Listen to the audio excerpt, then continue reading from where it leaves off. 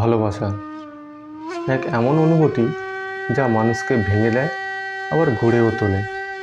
কিন্তু এমন হবে যখন তুমি কাউকে সত্যিই ভালোবাসো, সে তোমাকে হারিয়ে আজ অনেক ভালো আছে।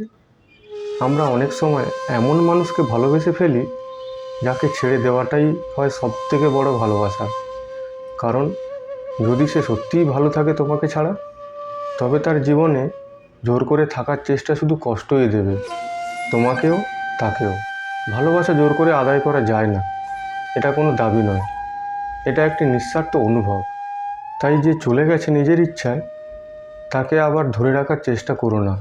কারণ ভালোবাসা মানে শুধু কাছে থাকা নয়, ভালোবাসা মানে মুক্তিও দেওয়া, যদি তাতে তার শান্তি থাকে।